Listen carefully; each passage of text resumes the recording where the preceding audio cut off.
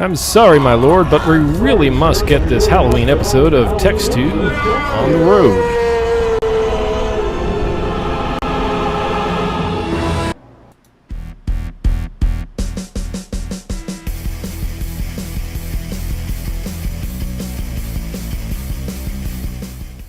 Good afternoon, morning, or night, wherever and whenever you are.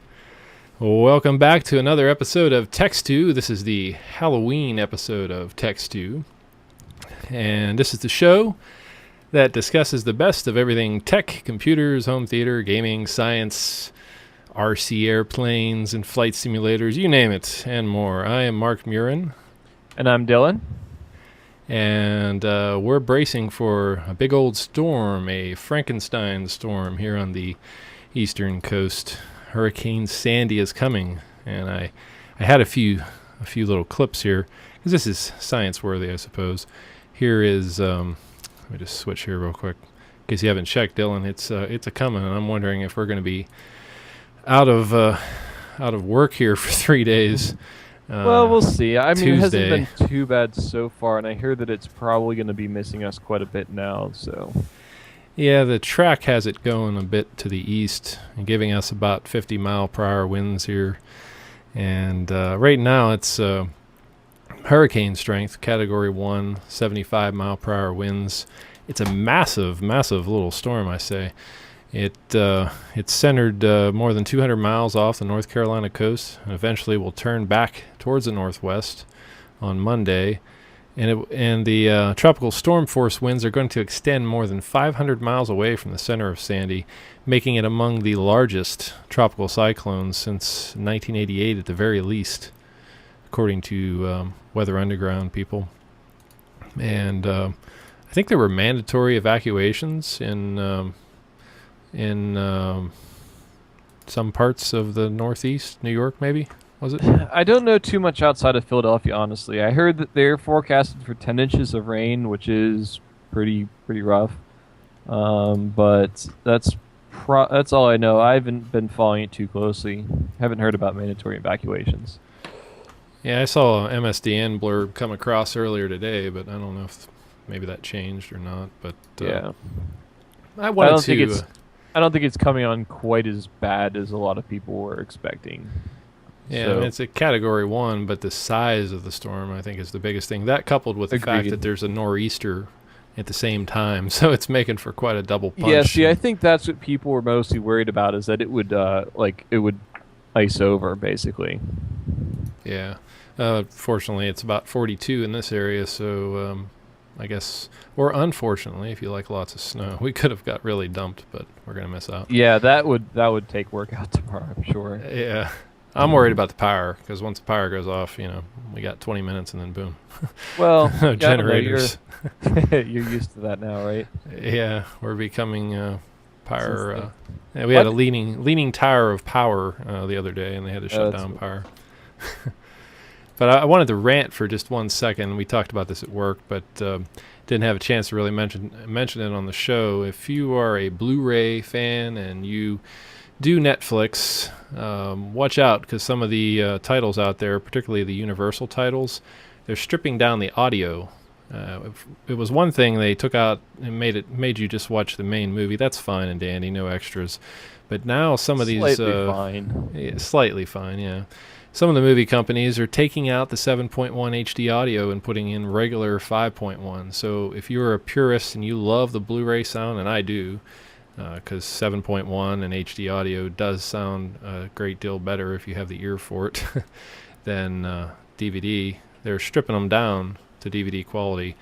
So you're paying that extra $2 a month for Blu-ray, but getting like a half-ass Blu-ray, if you will. Not quite a Blu-ray, if it's Universal. That's the movie company right now, I think, that's doing that, and hopefully the others don't catch on and do it as well. So take note if you're wondering why your Netflix copy isn't working in 7.1 master audio or whatnot. That's probably why. You've got a Universal copy from Netflix. Yeah, I also really hate to see the special features go. I mean, at this point, I practically would be surprised if they'll even keep up bothering with them anymore. Given the size of the rental market there and how much, it's just what it is another move towards streaming. Like, because streaming customers don't get extra features and they don't get 7.1 surround. So and they don't get a very good selection of movies. It's crap, quite frankly, right. on Netflix. And so where it would be nice if the DVD service gave you proper, discs, which would have the full disc features. Clearly, Netflix just does not care about that and is willing to bargain with companies like Universal who want to, probably try to entice you to buy their discs, though. I mean, it doesn't seem like that's going to be much of a selling point. I imagine people that buy a lot of movies also rent them from Netflix too. And so if they see Universal movies that have no special features on them and have crappy sound, they're probably not going to be like, ooh, I should really buy that one. So Yeah, I doubt it.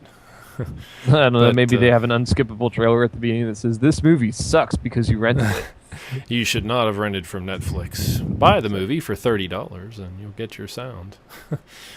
But I'd take a look at our new studio here at TechStew headquarters here. We have a brand new studio. We've got some computers fired up with Windows 8 because, of course, October 26th the other day. Tiles are cool. I think tiles are awesome over there. Getting my feel for this back here. See.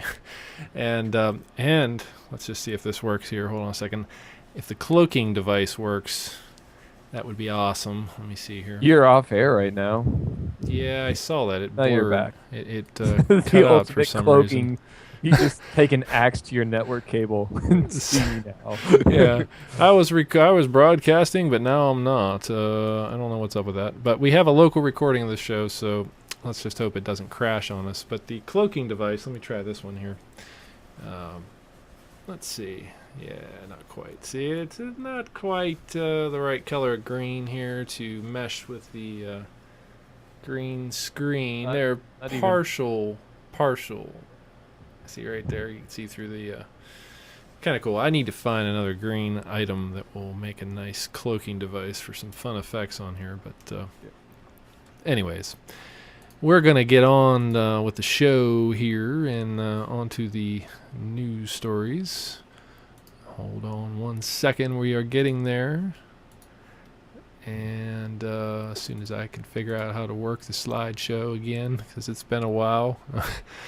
And so let's fire up the news stories and see what's cooking in TechStew this week. Program complete. Enter when ready. Of course, the big one is Windows 8 was released, and they have a TV spot. And if you haven't had a chance to check it out, I have a clip of it here. I'm going to see if I can actually listen to the audio here at the same time. I'll try it.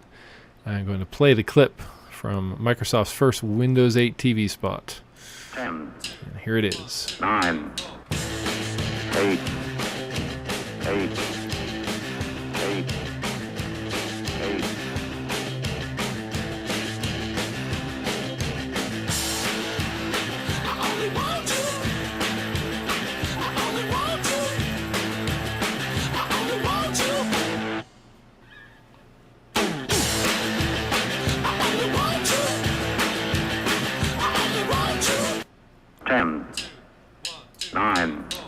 So there you go. Windows 8. Gotta say, it's pretty telling to see that when it hits 8, the laptop explodes and you never see a laptop for the rest of the commercial. No one types on anything; it's all touch screen. So yeah, they're all pushing. Enjoy this on your desktop. Pushing the touch it will interface. Explode. Yeah, they let's see. In particular, analysts have been checking out Windows 8, and they say we're not going to make Windows 8 won't make a splash, so to speak, until 2016.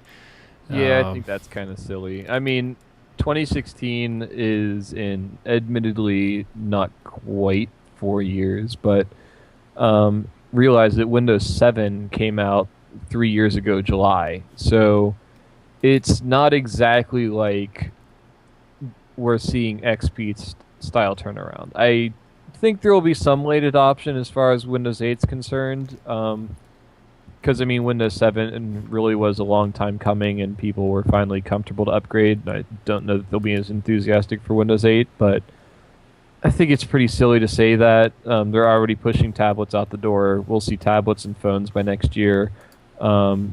People I've on the street seem to be kind of, from what I've seen, kind of excited about Windows 8 coming out, and a lot of interest about the coupons for the free upgrade once it comes out. If you buy a computer since like July, etc., etc. So hell, by 2016 we'll probably be seeing Windows 9.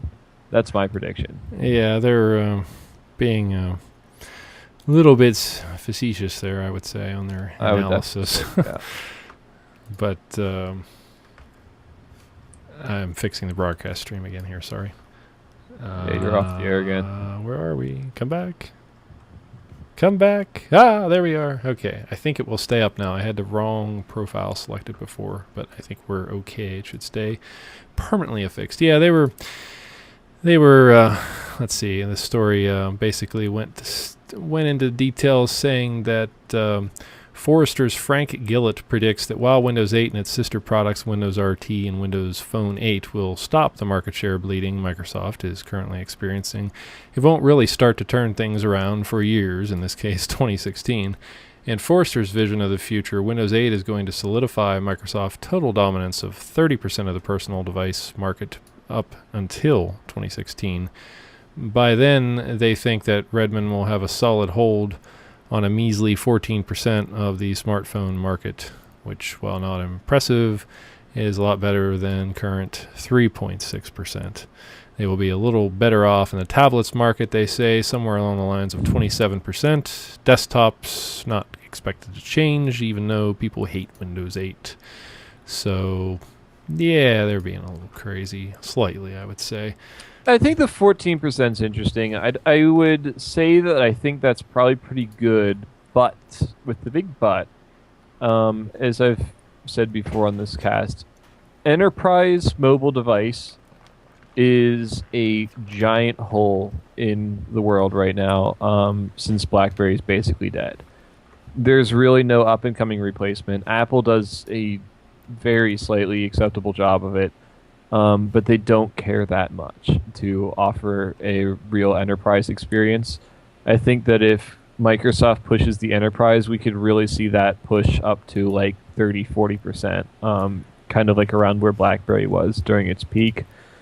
No, admittedly, of course, BlackBerry had going for it the fact that it was the only really smartphone versus every other thing's so-called feature phones.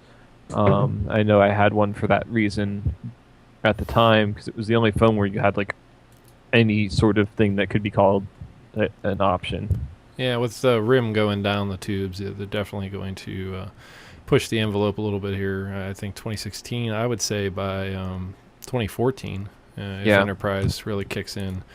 Of course, even at our place, we're probably not going to be completely Windows 8 for a long while. Well, yeah, and I mean, we're not the place that does that. But, yeah, we're not a good example of that. A big company that does the company phone with the BlackBerry and the BlackBerry Enterprise server and stuff like that. I mean, I think that they're all chomping at the bit, hoping that Windows Phone 8 is going to be a replacement to that and the enterprise server type stuff. And Microsoft. I mean, if Microsoft doesn't do that, it's probably going to be looked upon as one of the greatest management failures of this decade. Because I mean, what was that quote? Like Ballmer was, we're a devices and something services? Devices and services company. Yeah. And I mean, that quote right there tells me that they could actually really drop this ball, because what they are really is an operating system and a server, like a groupware company. I would call them a software and services company, but yeah, exactly. Devices, not right now. Kind of barely services too. I mean, like Amazon's more of a services company than Microsoft is. Like, who uses the Azure cloud really? When they say services, I think SkyDrive. I think Office 365, which could actually catch on and be pretty. I think they want to be a devices and services company for some reason. I don't know really why. I think they're doing pretty darn good as a software company, but I think when you look at it, like how do they compare to like the Amazon's cloud offerings and like the iCloud stuff with their measly SkyDrive? I mean, well, they're getting there, and they're trying. They're trying. In a few minutes, you'll see some of the new expanded services here, the new entertainment experience from Xbox, as they say. But we'll get to that in a second. But related to this whole Windows 8, Windows RT thing is the Microsoft Surface, and let's just see here on Microsoft. I just want to say, to finish that up, I do think the problem that I'm seeing is I think they want to be Apple, and obviously they can't be Apple. So they want to be like SkyDrive is the competitor to. They want to have a competitor phone to the iPhone. They want to have SkyDrive as a competitor to the iCloud. They want to have like the Zune store, Xbox Media Store. Xbox Music, yes. Yeah, exactly. To be the new iTunes. I mean, they'll probably have a giant bloated app to manage all of this. They'll call it Windows 8. Yeah. But yeah, I mean, it's and I think that's where they seem like they could be doomed at this point. Is they want to repeat Apple, but no one wants them. No one that wants the Apple experience is going to buy Microsoft. They're just going to buy Apple. Yeah, they won't jump onto the bandwagon this soon, and that's where this Microsoft Surface RT story comes in. And of course, they announced. I'm not sure how visible this spreadsheet is here. I thought it would show up better, but maybe not. Seems the quality's there. Oh, yeah, okay. But Surface was announced. Pricing for Surface was announced. They announced the tablets nearly 4 months ago. Microsoft has unveiled the pricing of both the ARM Surface RT, of both of the ARM-based Surface RTs, rather. 10.6-inch Surface powered by Windows RT will go on sale on October 26th, already passed. Will be priced starting at $499 for the 32 gig version without touch cover, and a 32 gig version with the touch cover will be a whopping $599. And Microsoft is offering a 64 gig model for $699 with a touch cover included, of course, for that price. And it's 9.3 millimeters thin, weighs 1.5 pounds, and includes a built-in kickstand. Excuse me there. Vapor deposited magnesium case, PVD. Microsoft listed its Surface pricing at its online Microsoft store and indicated that pre-orders were available just before the 26th. And they're going to charge $119.99 for the cover. But at any rate, pricing's out. You know what it is for a iPad per se. And you got to wonder, what the heck's going on here in Microsoft? We've got Windows RT, and of course the common person hears Windows and thinks, yeah, oh, okay, $599 for $499 for the 32 gig one. I'll buy that, maybe, they're thinking, and then they get it, and they don't have any apps. Quick review on the price. So it's 32 is $499 and 32 with cover is $599. Yeah. So the cover's $100. They charge $100 instead of $129.90 or $119.99 each for separate cover. So you save $20 if you buy it with it. Okay. Wow, that's pricey. You compare that to that of the iPad. And you're getting how many apps with the App Store and Windows RT? And people don't understand that Windows RT, the common person, us tech people say, okay, Windows RT, ARM, yeah, we don't want to jump on that bandwagon just yet. But the common person doesn't really have a good understanding. Microsoft hasn't done a good job of conveying exactly what Windows RT is, and they expect to compete with iPad. That's my gripe there with Microsoft. Well, I mean, I think, though, in one bit of fairness to Microsoft, if you look at the app world these days, I mean, honestly, outside of games, it's a little take it or leave it. Like, I mean, when you have something that you like to do online, Twitter, do you need a Twitter app? You could also just go to twitter.com in your mobile browser. You know what I'm saying? Well, yeah, sure, but half the time apps are just glorified HTML5 app, like pages bundled into an app package. I mean, admittedly, you know, an app does give a richer experience, but right off the bat, half the time, people are probably going to websites for a lot of this stuff, especially on tablets. Go to Facebook site, go to IMDb site, go to like Twitter, Pinterest, whatever you do on your tablet. I think that there's probably a website for that. There doesn't necessarily have to be an app for that. Imagine typing on that. It's probably not going to be optimized for a Surface per se. And then you've got two flavors of Surfaces. You've got the x86, and how is Microsoft teaching the store employees to show the differences, or are they, compared to even some of the OEMs? Well, here you've got Surface RT, and here you have like, I don't know, who's the other one, Toshiba or somebody making the x86, x64 version. Are they saying, oh, you can get that one? I don't know. I'm kind of curious. I would say as far as the architectures are concerned, that is an interesting question. I have a feeling that they probably have, in terms of their terms of service to submit it, that you need to submit for both platforms to sort of cut that out. And I mean, realistically, that's not going to be a big player, because I think a lot of people are going to be using .NET. A lot of people think, you know, you get Windows RT. They think, well, I've got Photoshop. Oh, it's Windows, so I'll get Windows RT. But they're not being educated by Microsoft, at least to this point, to tell them, hey, if you get Windows RT, you're not going to be able to run Photoshop on your tablet. You're not going to be able to run the big apps you're used to running, short of, you know, Microsoft Office. So there's this whole lack of information exchange and confusion, I think, that's probably going on right now as we speak. Well, maybe not no right now, doubt. I do wonder, though, what if there's really that expectation, though. If people aren't going to approach it as like, oh, this is a tablet, so it's different. You know, I mean, I think that it does take I think that it's kind of more of a step to say, oh, this is Windows, so I can run Photoshop. I think people are a little more willing to say, oh, this is a Windows tablet, so it's going to run like tablet things. If you kind of know what I'm getting at. Yeah. So, well, market will tell the tale here soon enough. No I'm doubt. sure. We'll be definitely hearing a little more of that story as this unfolds. So I will be interested to see, because I do agree that I think that there is a bit of an expectation for sure. I certainly didn't rush out and get one, but well, and I some mean probably that's did.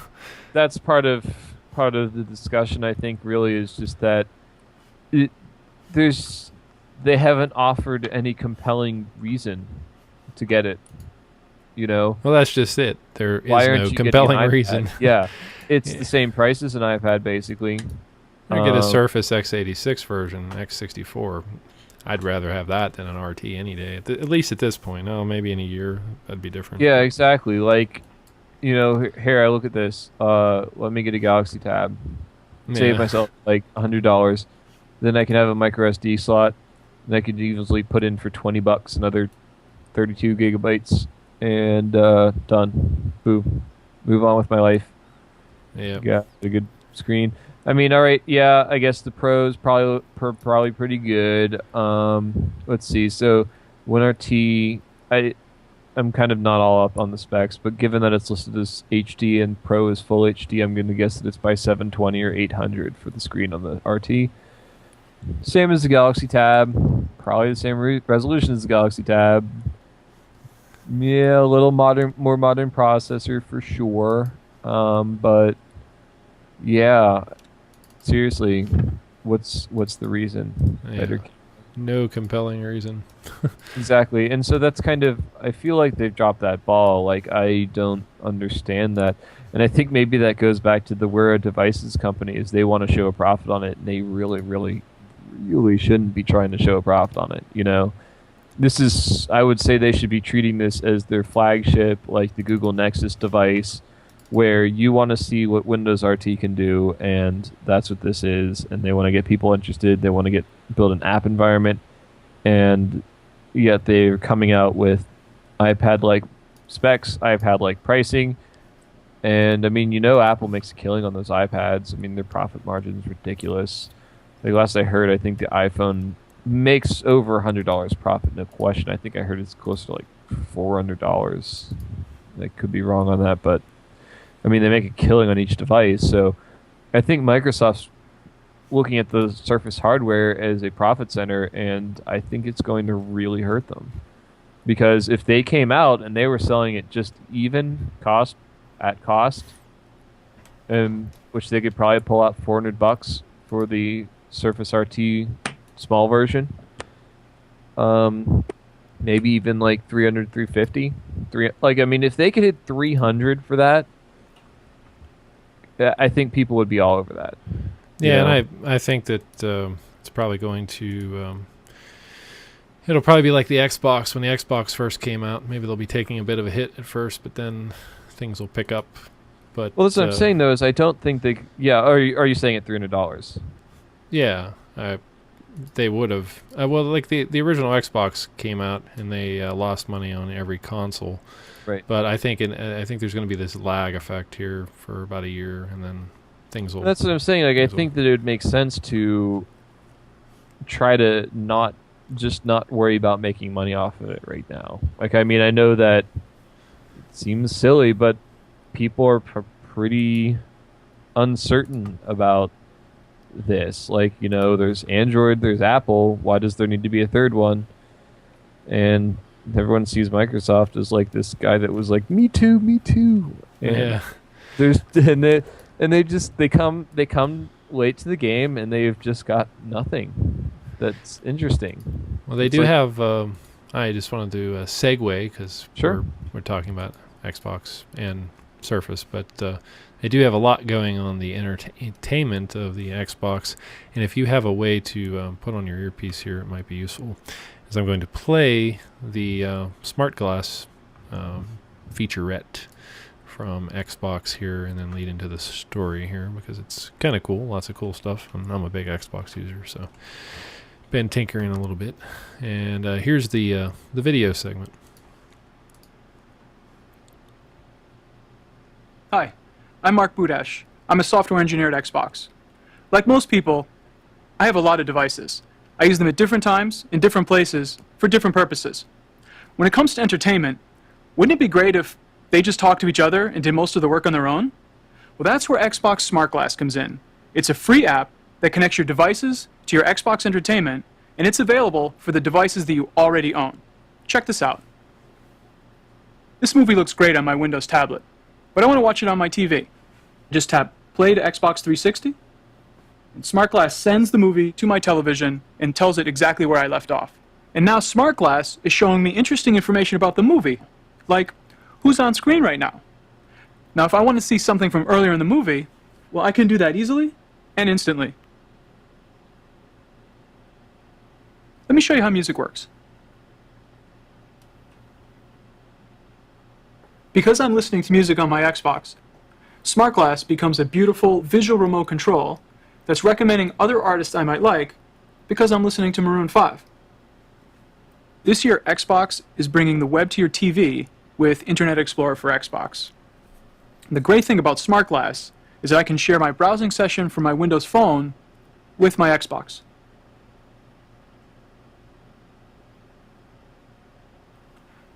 I can interact with the web using the same gestures that I use on my phone. I can pinch, I can zoom, I can scroll, I can enter in text using my device's native keyboard. Now, if I need to head out and I haven't finished my web browsing session, well, I can take the web with me. All I need to do is tap play here in SmartGlass, and my browsing session comes down to my tablet. One browsing session traveling across 3 screens. That's the magic of SmartGlass. Now, let me show you why Xbox is the way you'll want to watch sports. Same watching. Program complete. Enter when ready. Well, you get the idea there. At any rate, SmartGlass, pretty cool, especially if you have a tablet. I've tried it on a laptop, moving from one to the other, and it works pretty seamlessly, at least on the music end. I've tested that out.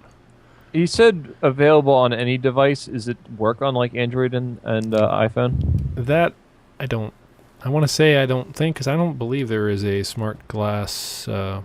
Well, they're planning on. I think they were planning on doing a iPhone app, but I could be wrong on that. I mean, I would it have to seems say like it's they probably want to, but they have a lot of apps on iPhone right now. That would be the logical thing for them to do, but I can't imagine that there'd be like a virtual IE on your Windows. I was on going your to say that's kind iPhone. of the problem. I think is that I think that it'd be a pretty clunky experience. Like bring your Yeah. browsing session here, and they'd have to like RPC it to Safari, and Safari opens up, and then it's like okay.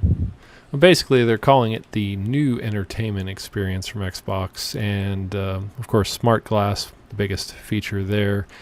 And we saw how that works. They're doing free streaming, allows you to stream an artist using Smart DJ or to select an artist and play their content for free. I don't know what the selection is there necessarily. The Xbox Music Cloud, keep music on this device and sync with other Xbox Music devices. And when I add a song to my music and on other devices, download it here too. They got the previous purchases, basically iTunes-like sort of things there on Xbox Music. Playing to other devices from Xbox Music on Windows 8, like the Xbox, sending it to the Xbox. You can send free stream music to a Bluetooth device, so it's not completely restricted either. iPhone likes to restrict their Bluetooth, obviously, and things like that. Navigate your entertainment. Your phone and your tablet become your remote controls. TV and movies, of course, and the music and the Internet Explorer, pretty much everything we just saw. And the games, of course. Get more from your game when you use the second screen. You turn your phone or your tablet into a virtual GPS, for instance, in Forza Horizon, coming soon. Don't stop the dance party in Dance Central 3, and you can get back to the menu and choose your next song, cue it up on the tablet, things like that. So lots of interactivity coming for Xbox and Xbox Live. We have Bing on Xbox updates arrive on Xbox Live, of course. Voice search. It'd be nice if the YouTube app had voice search, but as of right now, it still doesn't at this point. So that's it for that. But lots of interactivity going on Xbox Music and videos and games and so forth. Yeah, I gotta say, I mean, that looks pretty sweet. I would say that probably the biggest problem they have is that no one has Windows Phone or Windows Tablet right now. Well, even if you have a laptop, it still works. Because, on my laptop, I can do the same things that you can on a tablet. It doesn't feel as cool, but it's still pretty cool. Yeah. I mean, and this would go back. Program I mean, complete. could you imagine if Enter you could when get ready. like a $300 tablet from them and have that like with the Xbox and as your like media center control / gamepad and stuff? That would have been awesome, but Yeah. $4.99. I mean, Just we wait could a always while. keep our fingers crossed that they'll drop the price Program quickly. complete. Yeah, maybe they'll come to their senses. I mean, like Apple did that with what, the iPhone 4 normal, non-S. I think like after 2 months they dropped it $200 and everyone complained so much they all got like rebates. Yeah, that's true. They did do that.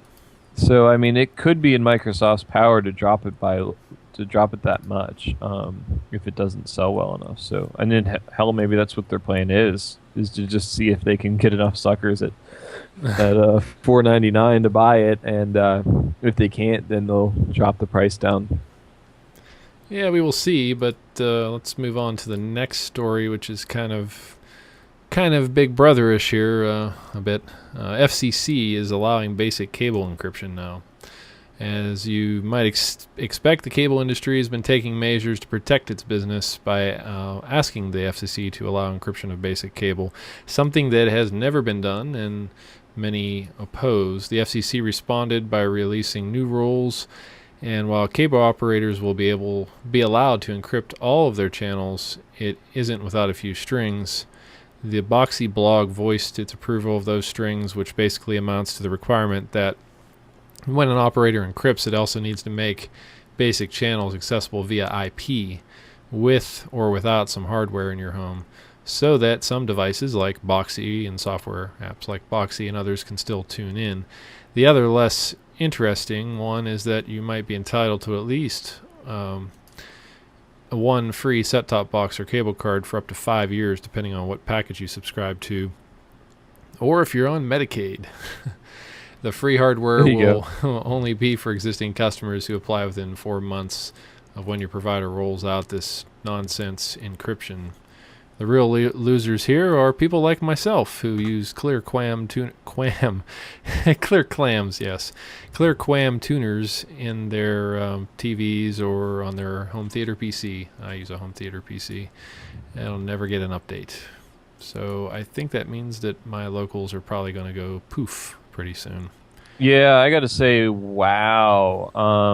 There's just literally no reason for this, aside from locking customers into cable-provided DVRs.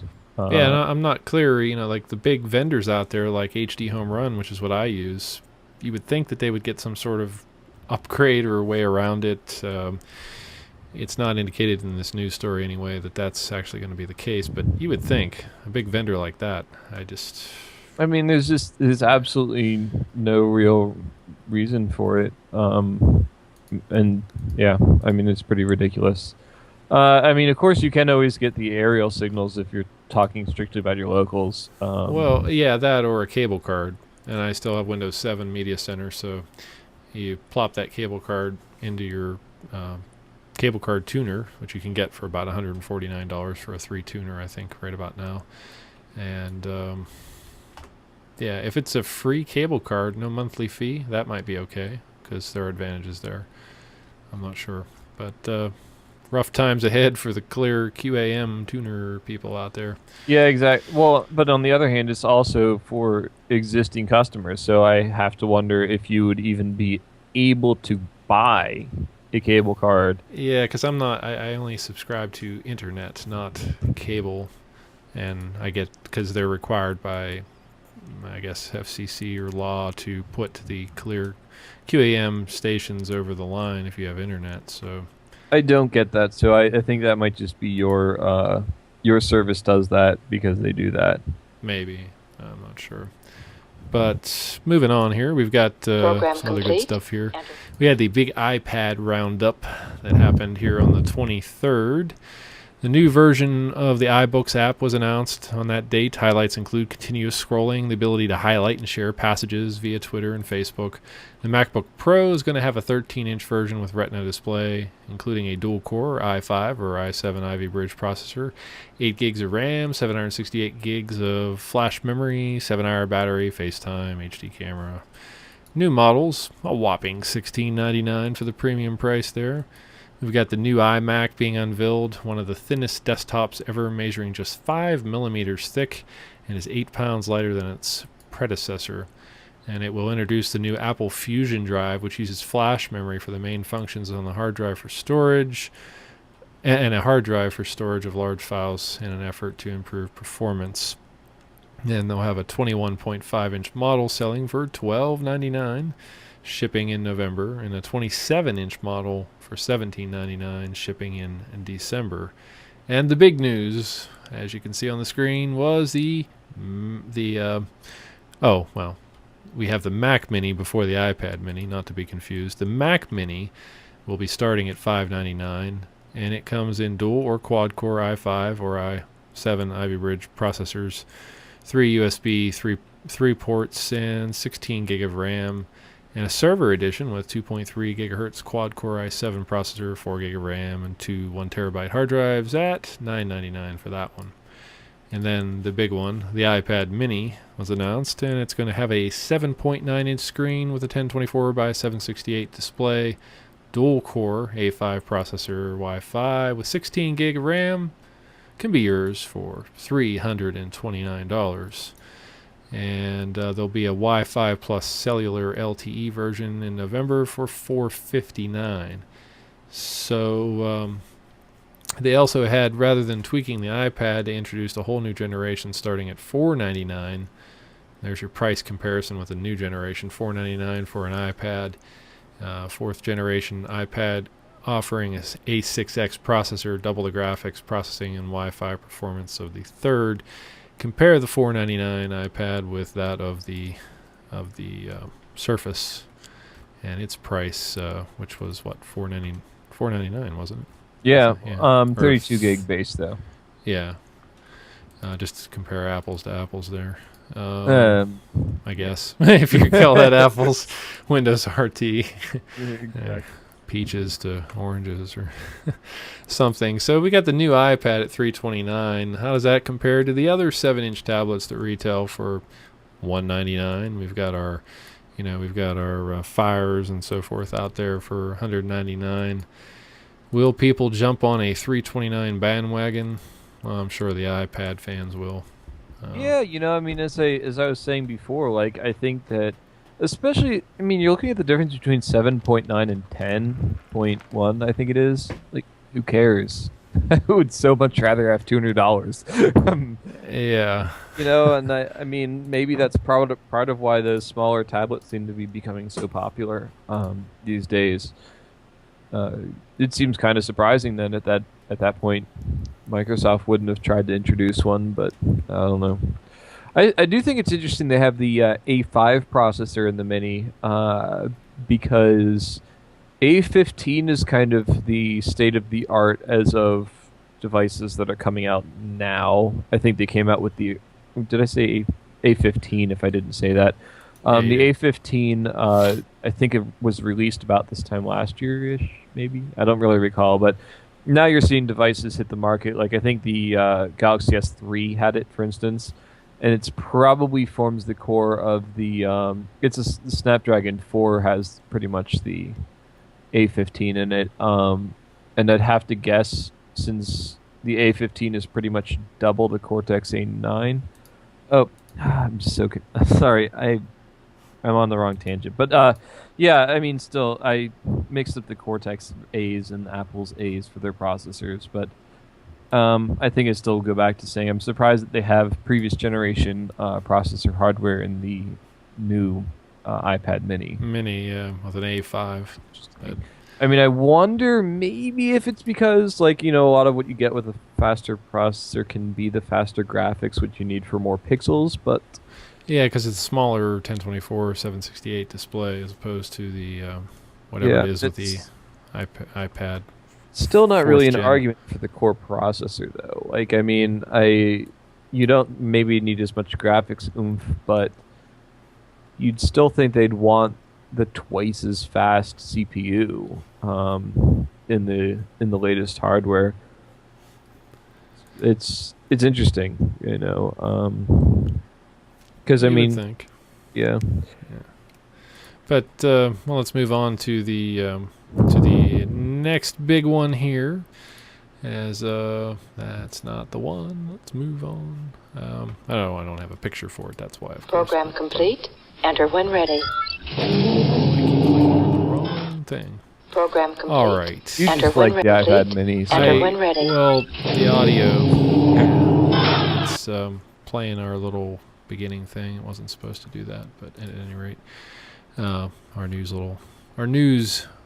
hickey-doer is on the screen now. So I don't have a picture for this next one, but anyways, Dropbox for iOS removes full resolution photo limitation, adds iPhone 5 compatibility. Dropbox released version 1.5.6 of its iOS app, and it's now adapted for the iPhone 5's taller screen.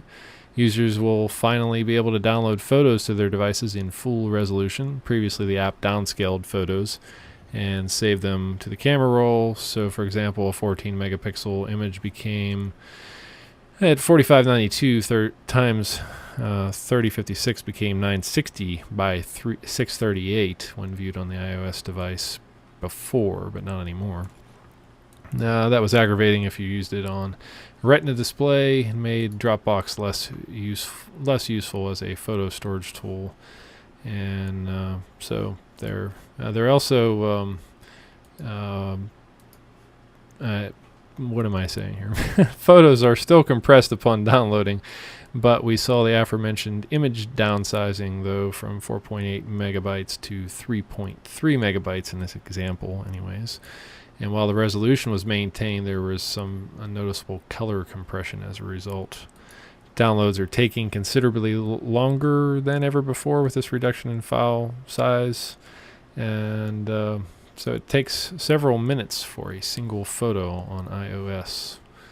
So it will please some on the update, but others will be frustrated. But we're going to move on to the sciencey stuff here of the show. And in particular, coming to you live. Well, hold on a second. Not quite live. Let me fix one thing here. The power of live TV. There we go. All right, that's better. So, coming to you live from Tatooine, as you can see here. Okay, it's not quite Tatooine, but a planetary system like that. And the story here is basically that amateur astronomers have discovered an alien planet with 2 suns and a twist.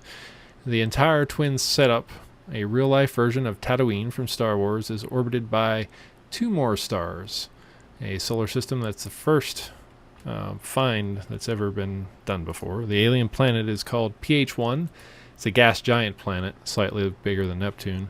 Its discovery in the midst of a strange 4-star planetary system is the first confirmed world discovered as part of the Yale University-led Planet Hunters project, where armchair astronomers work with professional scientists to find evidence of the new worlds in data collected by none other than NASA's Kepler Space Telescope.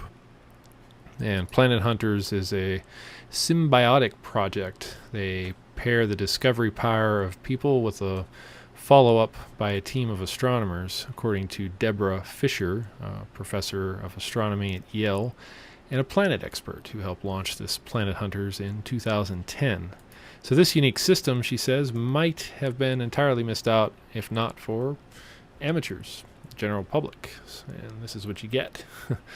And since its March 2000 launch, Kepler has found evidence of more than 2,300 candidate alien worlds. And in the family portrait of this planet here, let's just switch to that. It's a pretty good picture here. In this case, family portrait of the PH1 planetary system.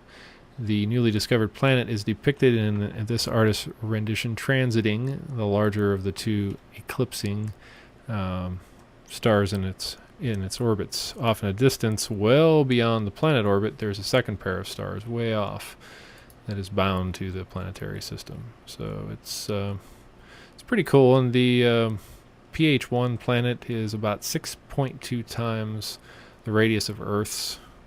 Of course, that's being just a smudge bigger than Neptune. And it spends about 138 days going around the orbit. And so it's a pretty cool discovery. A planet with 2 suns and 4 in the whole system. So Tatooine, if you will, in this case. Yeah, it would be cooler if it was a desert planet than a gas giant, I suppose. That would have made it a little closer to home. But closer to home, we have a Earth-size alien planet, Alpha Centauri B, the closest ever seen. You know, I've actually wondered for years if they would discover something near Alpha Centauri, being about, 4.3 light years away from Earth, and sure enough, here we go. They detected the alien planet around the star, Alpha Centauri B, which is part of a 3-star system just 4.3 light years away.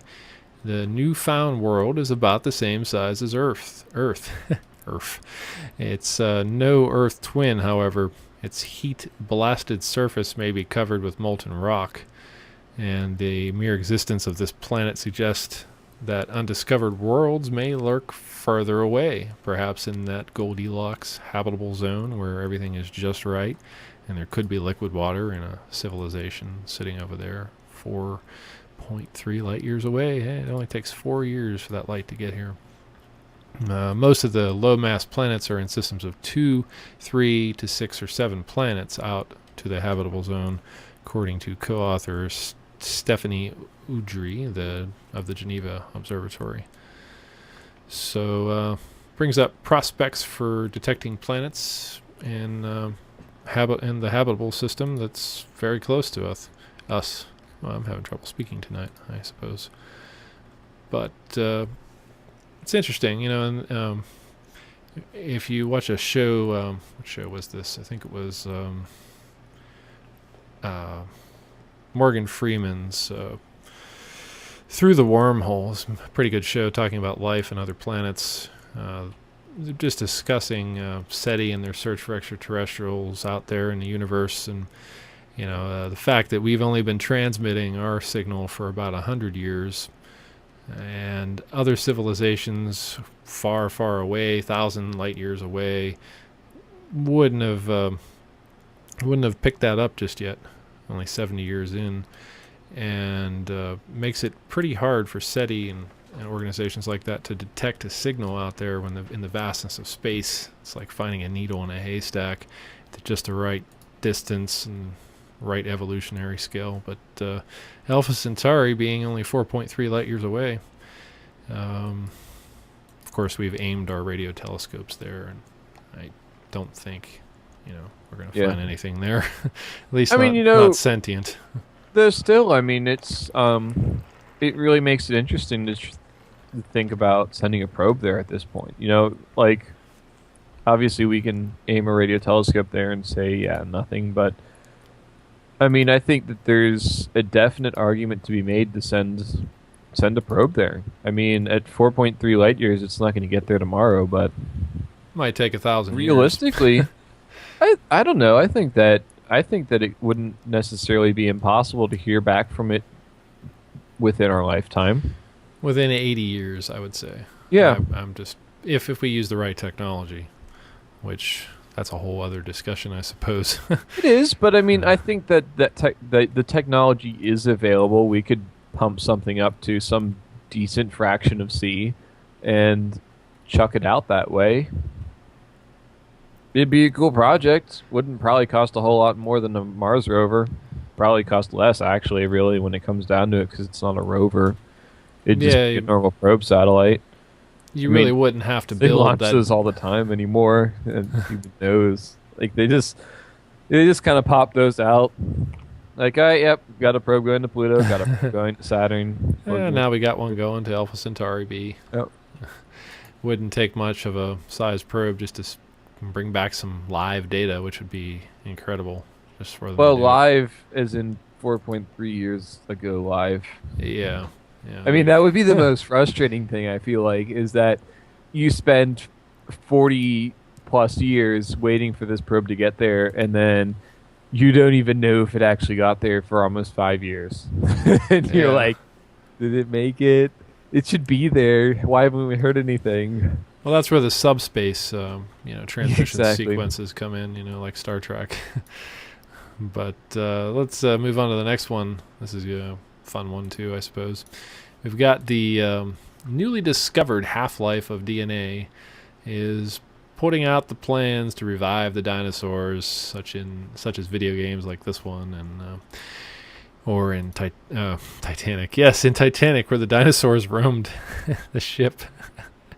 Wrong movie.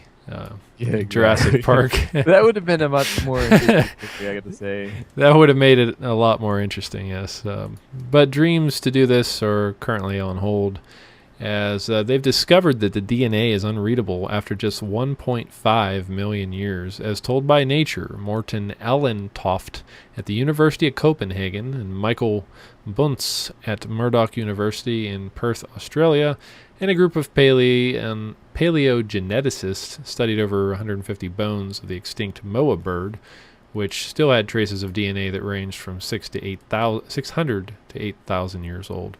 Through examination, it was found that the half-life of DNA is 521 years, which means that after 6.8 million years, not a single bond would still be intact as a result of a number of factors, such as the age of the sample, how it was stored, and even the time of the year that the creature died. Although this means that we cannot revive ancient reptiles, even with advanced genetic technology, dinosaurs are believed to have become extinct about 65 million years ago. It does pave the way for new discoveries, since the oldest recorded DNA sequence is only about 500,000 years old. And as far as I can tell, though, I think it's a little bit overblown, the story is, because that's like at room temperature, basically. Frozen in ice, I think it was said to increase dramatically I saw a figure at 125,000 years for below freezing, which doesn't quite make it, but things like avoiding oxygen and stuff, it's not out of the question still that there could be that one thing fossilized, frozen, that really actually does have viable DNA in it. Or, enough fragments that they can be pieced together, sort of thing. Yeah, but that's like a needle in a haystack, too. Oh, no doubt. So it's like trying to find an alien civilization. Realistically, I think much. we all already knew that. I don't think really putting a number behind it changes much of it anyway, because it was always going to be a matter of like, yeah, we're probably never going to find this, but wouldn't that be cool? So now it's like, yeah, well, this is the probability that we'll never be able to find this, but wouldn't it be cool? Yeah. Yeah, so I mean, it's like, yeah, it sucks to see that, but it was always, it doesn't, like, realistically, I think I was reading that there's still, like, if the blood in the mosquito and the amber was actually, like, if that was a thing that existed, then the DNA would have survived because of the lack of oxygen and stuff. Is something I heard. So, though, of course, that doesn't work because the DNA in the mosquito is not really actually viable, but, like, just for instance, there does seem to still be a few outs, and about as many outs as there ever was. So there you go. Yeah. Well, we can have some Frankenstein and dinosaurs. Yeah, exactly. Revive them and come back with 12 arms or something. And yeah, it's like by the time we might get lucky enough to find viable dinosaur DNA, we'll have enough bioengineering. We'll just make fake dinosaurs. We fill in the blanks. We have the DNA, and then the computers will cross a chicken with a Komodo dragon. That's a T-Rex. Make it bigger. Well, let's move on to this one here. This is not this one, but a story about a robot that traverses a steel wire tightrope. And the question is, what did I do with the video for this? Where is it? Robot, where are you? Let me see if I can add it. Hold on a second. Yeah, this crashes the show. You know what happened, of course. So this is a cool video here. Oh, here. Robot. Yeah. I lost the robot. Have you seen my robot? I've not seen your robot. Have you seen the video that I'm referring I've to? not seen Probably the video, not, no. right? Yeah. It's here. Hold on. I almost got it. There it is. All right. So here's the video. Let's just watch the video here. Check it out. I believe the audio will play.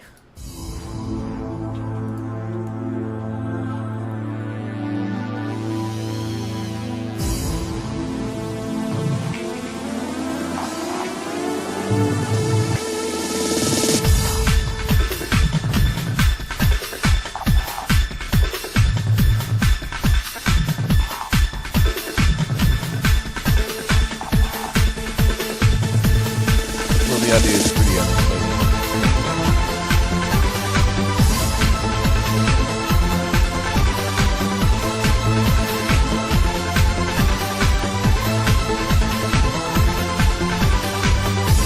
Well, the video is playing kind of hokey pokey there, but he does walk across the. So the wire. actual video isn't like a series of stills. No, it's not. Okay. I think that makes a little more sense. I did not convert the file properly there because it has issues with H.264. But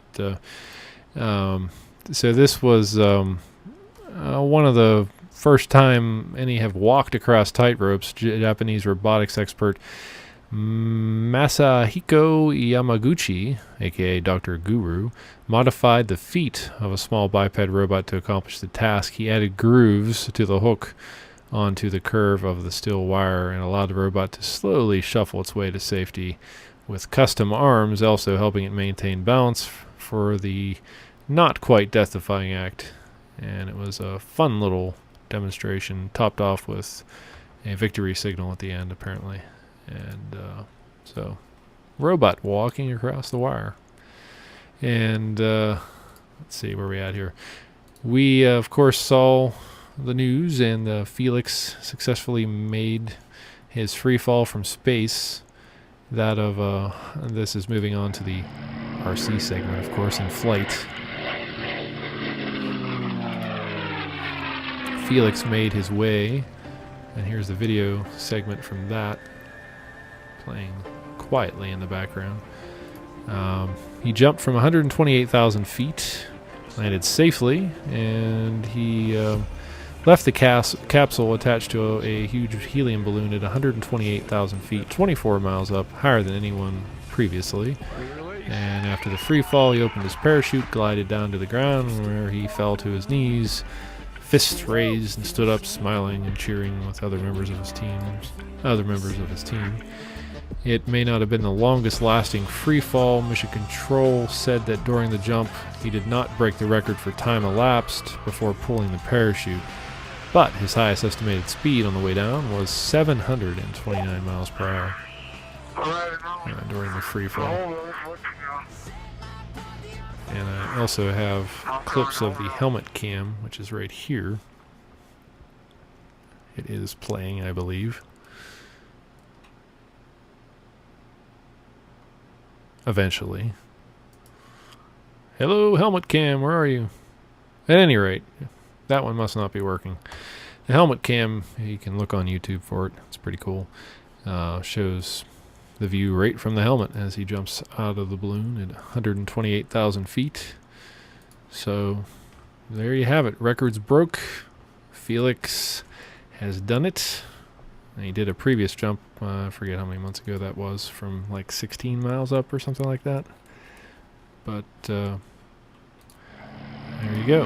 The first pilot to fly faster than the speed of sound is showing that after 65 years, he is not slowing down. General Chuck Yeaager celebrated the anniversary of his historic 1947 flight by breaking the sound barrier again on Sunday. Cockpits don't change. You just use the controls to make the airplane do what you want it to. Yeaager was in an F-15 Eagle bearing his name and piloted the jet as it took off and landed from Nevada's Nellis Air Force Base. It just makes me feel good to what Nellis has given me, you know, F-15. A younger pilot took over for the high-speed action. It was the greatest experience of my life so far. The plane's speed reached Mach 1.4. Yeaager says he might do it again. Brian Thomas, The Associated Press. 89 years old, Chuck Yeaager, recreating the breaking the sound barrier, and that was the same day that Felix jumped from the balloon, breaking his record, 24 mile height. So we had 2 sound barriers broken that day. Pretty amazing. Chuck Yeaager being 89 years old and doing it all over again 65 years later. Yeah, that's pretty awesome. Pretty cool. But the next story is related to flight sim, of course, here. And I don't think I had a chance to tell you about this one, Dylan. This is called it sounds familiar. VoxATC, and I need to let this play. You need to hear the audio to understand what the heck is going on here. But basically, VoxATC is an add-on you can get for flight sim that uses the built-in Windows voice recognition. And it uses whatever text-to-speech voices you have installed. So the more you buy or download, the more realism you get. For instance, if you have traffic turned on, you'll hear the radio calls from the tower to the other planes, and the planes to the tower, and you'll hear different voices, one for the tower and one for the planes. And they talk to you, you talk to them as well. If you're trying to take off and so forth, you talk to the tower. And I tried the demo out and played around the local area here, taking off and so forth. And it adds such a depth of realism to flight sim that it's just unreal. Compared to the air traffic control that's built in, you're normally just pushing buttons on the keyboard. And VoxATC is completely natural speech. And it forces you to kind of learn the lingo for radio chatter when it comes to flight. All the calls are developed using something called CAP 413, the official CAA radio telephony manual. And Vox does add its own traffic system separate from the default traffic. Traffic responds to air traffic controllers, and if you have add-ons like Ultimate Traffic 2, you may see some conflicts and some different traffic going on. I haven't quite figured out how to fix some of that yet, but not going in the same flight patterns or not using the same schedules as, say, Ultimate Traffic or the other add-ons. It also allows for updated runway markers and taxiway markers, and you have to enable the whole thing from the menu when you start up FSX, and it starts talking to you and gives you a frequency to tune into. And in my case, I tune in on my SciTech panels here. I've got the 3 panels.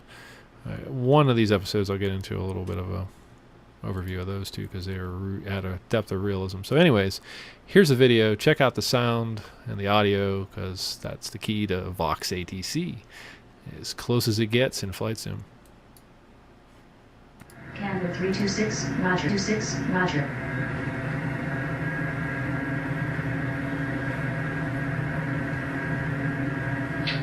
Cessna 1151, ready for takeoff. This guy has 37-inch screens inside. After departure, proceed direct clear, climb, and maintain 6,000. After departure, proceed direct clear, climb and maintain 6,000. Cessna 1151. Cessna 1151, 1236 at 5 clear takeoff. Pull right up to the line like that and issue your command to roll onto the runway. Alright, we'll give it some flaps.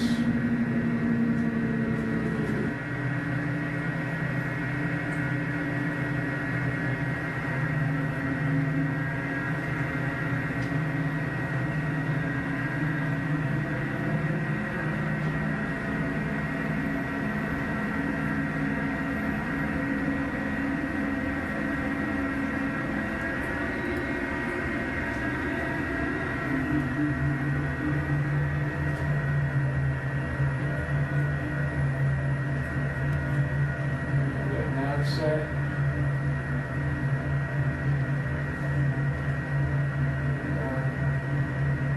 30 flaps. We get the idea anyways. That's the VoxATC. I believe it's something like $40 for the downloaded version, I think. You have to translate it from English pounds, I believe, to US dollar if you're in America, United States. And so it's definitely worth checking out. I'm not sure, I don't think they do this in the regular ATC, but when you call up the traffic tower and you say you want to taxi to local, the runway actually lights up so you can see exactly where to taxi, which is sort of cool, but you'd kind of like to use your charts in some cases just so you can get the realistic feel to it. But I like having the path lit up for you and so forth. It looks kind of cool. The final tidbit here on the show is that of a pick of the week, of course. And for that pick, I did a little mini review of a product called the Toshiba C100 3D camcorder. And our coworker, of course, has this this camcorder, and I'm going to play the clip here. Again, this is the Toshiba C100 Camileo 3D camcorder, and so check out the video here, and I'll let it play.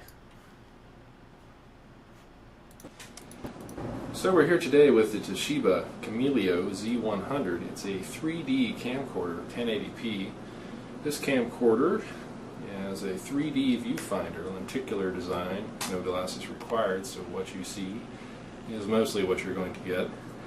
It records an MP4 file and side-by-side 3D, and this camcorder does not have a hot shoe. That's the downside for adding a light, but it does have its own light built in. It takes a 1/8 inch jack for stereo input, has a 3D on and off mode, records at 30 frames per second, has a 720p mode, 1080p as well, of course, and it does fairly well. This is a coworker's. camcorder. He's done some demo videos. So if you're into 3D, it's a good little camcorder to try. It's under $200, $199 I believe. The camcorder itself does not have an optical zoom, does not have the ability to add lenses. It has 2 cameras and lenses built into it, so you can't change the spacing of the cameras, so things that are further away aren't going to look as 3D since you have no control over that. But overall, it does a pretty good job for what it's worth, minus the optical zoom. Digital zoom is not very good, but for 3D and for basic 2D shooting, it's a pretty good buy at $200. The Camileo. So we're here today with... So there it was, a Toshiba C100 3D camcorder. Again, it takes 3D videos and it takes stills too. Has a 4 megapixel 3D still and a 5 megapixel 2D still, adding to some of the notes here I didn't mention in the video. Hopefully the audio wasn't too hard to hear. It may have been. The levels looked a little low here, but it has on-screen video trimming as well, and it has a 2.8-inch glasses-free 3D screen. That's the size of the screen. It's actually $259 right now on Amazon.com. So that's the Camileo as we saw in person at Jeff's. Did you ever have a chance to see actual 3D of that yet? On the screen, I guess? I have not seen any uploaded to YouTube 3D video. However, I have seen it on the viewfinder, and the viewfinder is actually quite impressive. I mean, he's got that 3D tablet as well. Yeah. And that one was much trickier. This one, maybe it's a smaller screen. I don't know, but it was really easy to see the 3D on that. Yeah, it looks good. It lacks the optical, like I mentioned in the video, but yeah, if you're into 3D and close range 2D video, $259 is not a horrible price to check out some 3D stuff with the Toshiba. But that's pretty much all we got on this weekend of Hurricane Sandy. So that's going to wrap up today's show and batten down the hatches as the hurricane moves up the coast if you're on the East Coast. And remember to keep on cooking with tech. And we will see you next time on Tech Stew.